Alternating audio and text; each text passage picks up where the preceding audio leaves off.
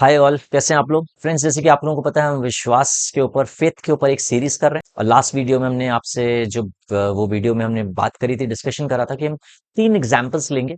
पहला हमने last video में ले लिया जीसस क्राइस्ट का एग्जाम्पल, है ना, जो विश्वास का करता है। बाइबल कहती है उसकी ओर ताकते रहो, उसकी ओर देखते रहो, क्योंकि उसने विश्वास को परफेक्शन के साथ किया, पूरा परफेक्ट कर दिया। वो सिद्ध करने वाला है, उसने सिद्ध करके दिखा दिया कि वो आखिरी सांस तक जो एक्सट्रीमिटी थी उसमें विश्वास योग्य रहा, विश्वास में खड़ा रहा, बिल्कुल भी इधर उधर हिला नहीं। तो आइए हम सबको भी उसका ये उदाहरण बनना है, हमें संसार के लिए उदाहरण बनना है और कुछ उदाहरणों से हमें सीखना है। सबसे पहला उदाहरण मैंने आपको जीसस का दिया।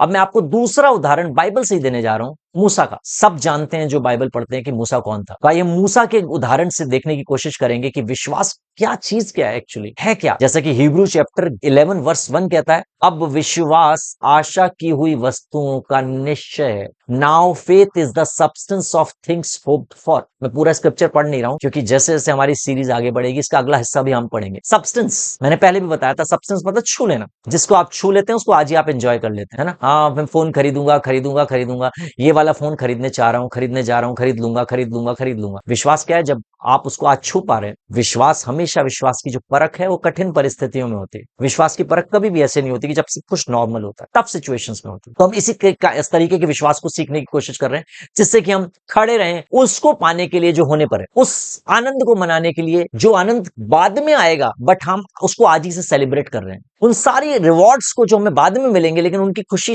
एंजॉय जो हमें आज ही कर रहे हैं। तो आइए हम मूसा का उदाहरण लेंगे और बाइबल से सीखने की कोशिश करेंगे। बहुत ही खूबसूरत है और ये हमारी मदद करेगा। बाइबल का हिब्रूज का चैप्टर 11 में ही हम जाएंगे और उसके कुछ स्क्रिप्चर्स को देखेंगे और समझने की कोशिश करेंगे इस विश्वास को, जो परमेश्वर के जैसा विश्वास है। आइए हिब्रूज चैप्टर 11 वर्स 24 से शुरू होकर 27 तक हम जाएंगे।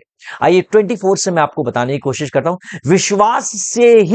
विश्वास ही से मूसा ने सयाना होकर फिरौन की बेटी का पुत्र कहलाने से इनकार किया। सुपर, एक ही स्क्रिप्चर बहुत कुछ बता देता है। विश्वास ही से, मूसा विश्वास को समझ रहा था और समझ गया था कि विश्वास है क्या। तो उसने क्या किया? विश्वास ही से मूसा ने सयाना होकर, जब आपके पास विश्वास आता है ना और आप विश्वास को अंडरस्टैंड करते हो, तो आप मैच्योर हो जाते हो, सयाने हो जाते हो, समझ आ जाती है आपके पास कि अब आपको करना क्या है। विश्वास ही से मूसा ने सयाना होकर फिरौन की बेटी का पुत्र कहलाने से इनकार कर दिया। राजा की बेटी का बेटा कहलाने से कहता नहीं, मुझे चाहिए नहीं। आज की डेट में अगर कोई कहे कि भाई फला फला सुपर रिच इंसान है, इंडिया का सबसे सुपर रिच है, और वो आपको अडॉप्ट करना चाहता है और आपको परमेश्वर कह दे नहीं, आप कहोगे अरे भाई परमेश्वर को तो देखा नहीं, जो दिख रहा है वो ले लो। इसी तरीके से ह्यूमन इस तरीके से सोचते हैं, हम सब सोचते हैं। लेकिन जब आप परमेश्वर को समझते हैं, जब आप उस वाले विश्वास को समझते हैं जो परमेश्वर के जैसा विश्वास है, तो आपका एटीट्यूड ऐसा हो जाता है। विश्वास ही से मूसा ने सयाना होकर फिरौन की बेटी का पुत्र कहलाने से इनकार कर दिया, रिजेक्ट कर दिया। नहीं भाई, नहीं चाहिए मुझे। मैं समझ रहा हूं कि आगे क्या होने पर है। परमेश्वर तो मुझे कहीं और ले जाना चाहता है। वो तो मुझे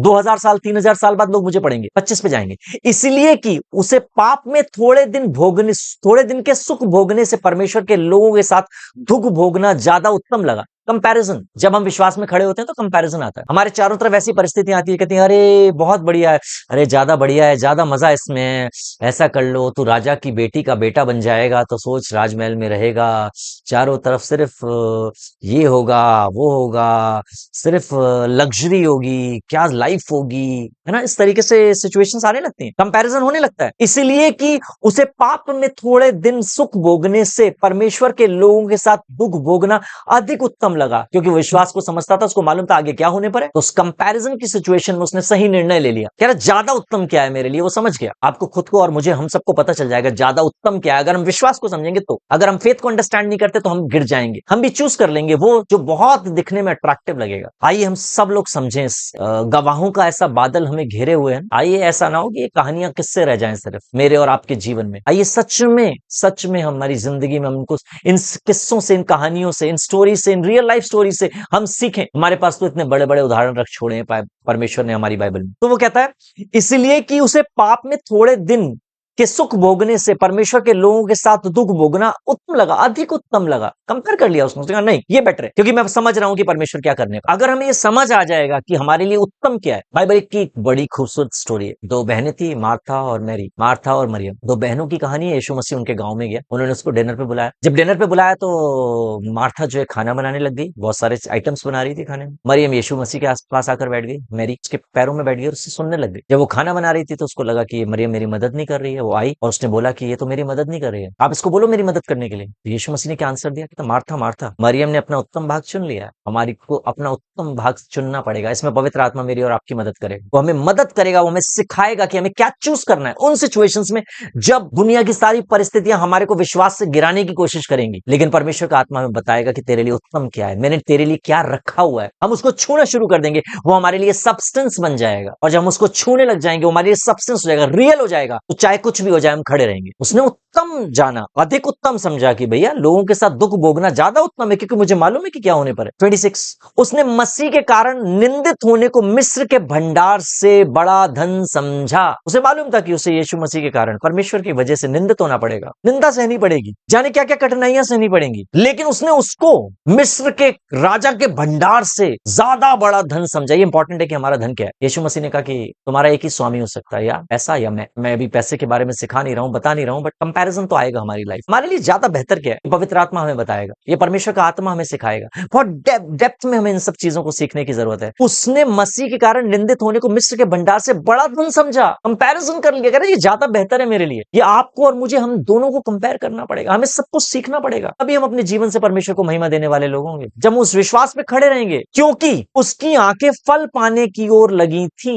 आंखें लगाना दिख रहा था उसे, वो सब, वो फ्रूट जो मिलने पर था, उसकी आंखें फल पाने की ओर लगी हुई थी, उस फल की ओर जो परमेश्वर ने उसके लिए रखा था।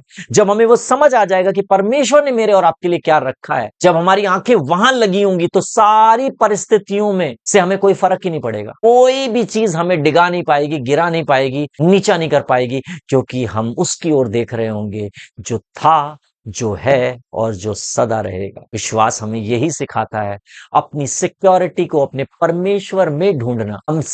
हमारा जीवन चलता क्यों है, हम खाना क्यों खाते हैं, हमारे घर में खाना कैसे आता है, क्यों आता है, किसी नौकरी से नहीं आता, किसी जॉब से नहीं आता। ये मेरा विश्वास कहता है मुझे, ये मेरा विश्वास बताता है मुझे कि मेरी जिंदगी में जो कुछ भी होता है मेरे यीशु मसीह की वजह से होता है। तो मुझे ये सीखना पड़ेगा और हम उसकी ओर ताकते रहेंगे। और ऐसे उदाहरण जो हमें इतने सारे उदाहरण दिए गए हैं, जो इतने सारे बिब्लिकल एग्जाम्पल्स हमारे सामने रखे गए हैं, जो बादल जो घेरा हुआ है, गवाहों का ऐसा बादल हमें घेरा हुआ है, जो जिसने वो हमें सिखाता रहेगा, पवित्र आत्मा हमारी मदद करता रहेगा उन गवाहियों के द्वारा हमें सिखाने की, कि हम जो है खड़े रहें, बिल्कुल भी इधर उधर ना हो, उसकी ओर ताकते रहें, उसकी ओर ताकते रहें। Thank you so much.